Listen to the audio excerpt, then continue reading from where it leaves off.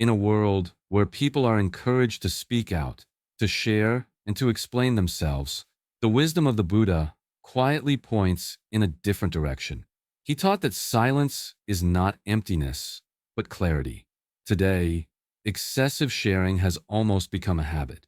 We talk about our difficulties, our plans, our emotions, even our own sense of peace, believing that the more open we are, the lighter the heart will feel. And yet, many people gradually discover a very different truth. The more they speak, the heavier the mind becomes. Not every thought needs to be spoken. Not every emotion needs an audience. And not every truth needs to be explained. Buddhist wisdom reminds us that peace is something to be protected, not something to be announced. Knowing when to share and when to keep things within is a sign of inner maturity. In this video, we will reflect together on 8 things inspired by the teachings of the Buddha. Things best kept private not out of fear, but out of awareness. These are not rigid rules, but gentle reminders for anyone seeking a calmer and more grounded way of living. Your presence here helps nurture a community that lives more slowly, more mindfully, and in harmony. 1. Regret. Many people unknowingly turn the past into a story that is told again and again. They speak about old mistakes, missed opportunities, and decisions they wish they could have made differently. Sometimes it sounds like honesty. Sometimes it feels like self-reflection. But beneath it, there is often a quiet longing for someone to say that everything will be all right, so the weight in the heart can finally be set down. Yet each time these memories are repeated, they are given more power. The mind is pulled backward, away from the only place where life is truly happening. According to the teachings of the Buddha, suffering does not arise from mistakes themselves, but from clinging to them. The past has already completed its role. What remains is understanding. There are 2 kinds of regret. Regret that helps us learn has value. It reminds us to live more mindfully in the present. But regret that only repeats, that turns into self-blame and clinging to an old image of who we were, becomes a chain. When a story is told too many times, it stops being wisdom and becomes bondage. Transformation begins when we allow the past to stay in its rightful place. We do not deny what happened, nor do we need to live there. We carry the lesson forward, but we release the wound. The mind returns to the present, and life can move forward gently in deep awareness. 2. Inner peace. After learning how to set the past down, many people begin to sense quiet moments within themselves. But at that very point, another habit often appears. We feel the urge to talk about our peace. We say that we are doing better, more balanced, more healed, believing that sharing it will help that calm become more stable. Yet most often, the opposite happens. When we speak too much about our inner state, we unknowingly hand it over to the outside world.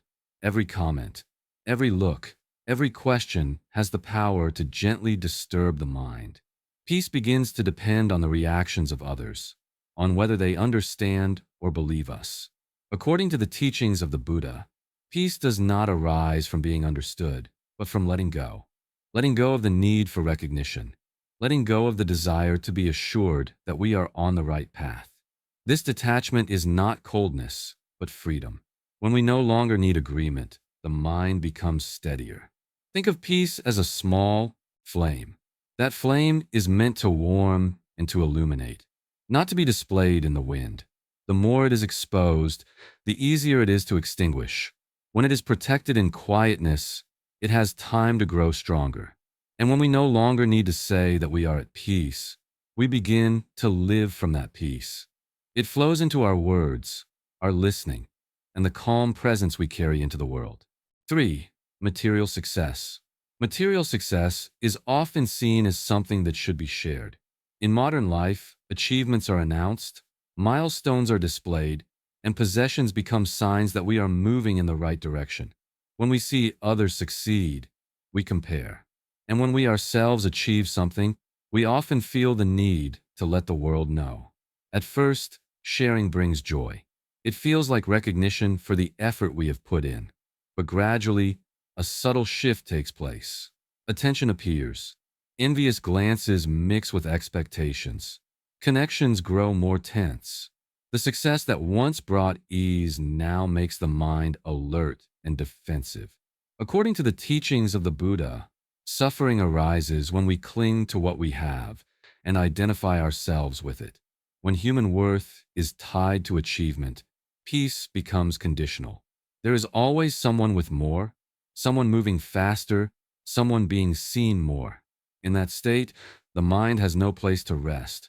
The teachings do not ask us to reject success, nor do they demand a life of lack.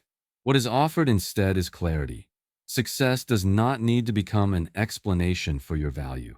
It is simply the result of causes and conditions, not your identity. When we no longer need to prove who we are through what we achieve, success becomes lighter to carry. 4. Negative thoughts. When success is no longer used to measure personal worth, the mind begins to settle. Yet even within that quiet, negative thoughts can still quietly arise. They come very naturally. A small complaint, an unpleasant remark, a careless comment about something that feels wrong. Many people believe that speaking them out will bring relief, but reality is often different. Every word creates a space. When negative thoughts are repeatedly spoken, they do not disappear. They spread. The one who speaks feels heavier. The one who listens carries part of that heaviness as well. Over time, the mind becomes accustomed to seeing life through a lens of dissatisfaction and lack. In the teachings of the Buddha, speech is never neutral. Right speech is not only about telling the truth, but about speaking at the right time, in the right way, and with benefit. When words are not illuminated by awareness, they become causes that nourish suffering. Repeating negative speech trains the mind to look for more negativity to express. Silence in Buddhist practice is not avoidance. It is a form of compassion, compassion toward oneself when we stop adding fuel to heavy states of mind, compassion toward others when we do not plant additional unrest into the shared space. Transformation begins with a pause. Before speaking, we ask whether these words will bring clarity or simply add weight. When speech is chosen with care, the mind grows lighter and peace finds a place to rest. 5. Personal struggles. When the mind has learned to restrain negative speech, another challenge often appears during moments of vulnerability. When relationships grow tense, when we are misunderstood, when pain has not yet settled, the natural human reaction is to speak about it. We look for someone to unload the weight, to be comforted, to hear a confirmation that our feelings are valid. In that moment, sharing brings a sense of relief. But many people later realize that this relief is only temporary. When a story is told from a state of agitation, it usually reflects only one side, guided more by emotion than by clarity. Listeners begin to form opinions. Comments appear, judgments arise, and from there, conflict no longer stays in one place, but spreads into other relationships. According to the teachings of the Buddha, every word leaves a trace. When we speak about others while the mind is unsettled, we unknowingly create additional karma, not only for ourselves but for everyone involved. This does not mean that we must endure everything in silence. It means that discernment is needed. Not everyone is meant to hold your pain. Some listen to understand, while others listen to judge or to add drama. Maturity lies in knowing where to place your heart. When difficulties are first met in quietness, the mind becomes clearer, and when sharing is necessary, words then carry healing rather than contagion. Relationships are given a chance to mend, instead of being wounded more deeply. 6. Plans. After learning how to choose our words and the people we share with, many begin to turn their attention toward the future. A new idea appears. A personal goal takes shape. Another path starts to form in the mind. Plans carry hope and energy because they give us the feeling that life is moving forward. For this reason, the desire to talk about plans often arises quickly. We share our excitement. We speak about what we will do, what we will achieve, who we will become. At first, the responses may feel encouraging, but gradually, questions arise. Doubt slips in. Worry is added. The mind begins to waver before the feet have even begun to move. According to the teachings of the Buddha, Attachment to the future is a subtle form of suffering. When the mind leaves the present to live in what has not yet happened, anxiety easily arises. Speaking too much about plans scatters energy.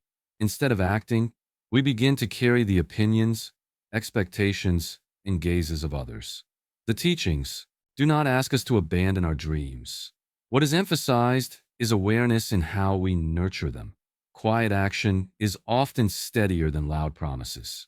When effort replaces explanation, the mind becomes more focused and lighter.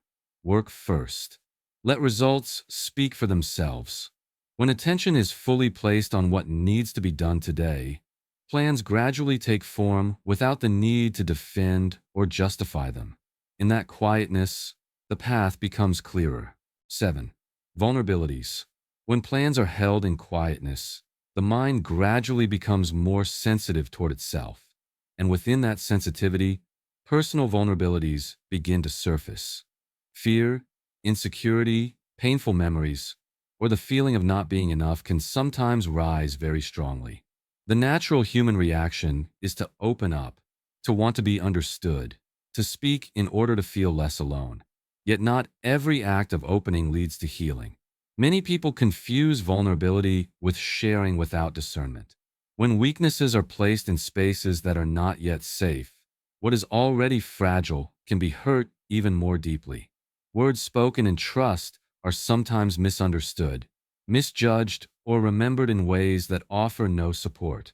According to the teachings of the Buddha, wisdom always walks together with awareness. Opening the heart does not mean removing all boundaries. It means clearly knowing what you are offering and to whom. Vulnerability itself is not the problem. The question is whether it is protected by clarity. When fragility is not held with care, it easily becomes exposure. What needs healing then turns into a new source of pain. Maturity lies in the ability to respect one's own sensitivity. Share with those who can listen without judgment, with those who do not rush to fix, who do not turn your story into a conclusion. When vulnerability is placed in the right space, it becomes a quiet strength that gently nourishes inner steadiness. 8. Good deeds.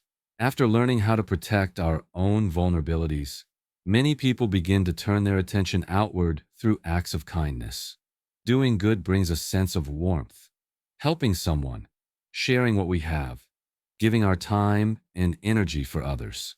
Deep down, we feel a very real joy in living with kindness. Yet alongside that joy, a subtle expectation sometimes appears. The wish to be acknowledged, the wish to be thanked, the wish for others to know that we have done the right thing. When giving becomes tied to the need to be seen, its original purity slowly fades. The mind turns outward in search of reward, and when that reward does not arrive, quiet disappointment begins to form. According to the teachings of the Buddha, merit does not arise from applause, but from inner intention. When an action is driven by expectation, it may still be good, but it is not yet complete. When we give without waiting for anything in return, the mind is purified. There is no more comparison, no more weighing of gain and loss. Good deeds become a path back to simplicity and ease. The teachings do not ask us to hide every act of kindness. What is encouraged is releasing the need for praise. When we no longer need confirmation, joy becomes deeper and more lasting. It no longer depends on compliments or recognition. Let good deeds be carried out quietly, like water flowing to nourish the earth without being seen. When intention is clear, each action becomes a form of practice. And in that quietness, the heart grows lighter and more peaceful with each passing day. Silence is often misunderstood as withdrawal or distance. Yet through what we have just reflected on together, it becomes clear that silence in the spirit of Buddhist teaching is a form of living wisdom. When we speak less, we listen more deeply. When we explain less, we allow life to reveal itself through action. Keeping what needs to be kept is not done out of fear, but out of respect for the fragile and precious nature of the mind. Each part of this journey is not meant to create separation from the world, but to help us move more lightly through a life filled with noise. Regret is set down. Peace is protected. Success is no longer a burden. Speech becomes mindful. Difficulties are met with clarity. Plans are nurtured through action. Vulnerabilities are protected by wisdom. And good deeds are carried out with pure intention. If this has been helpful to you, consider liking and subscribing so we can continue walking this path together.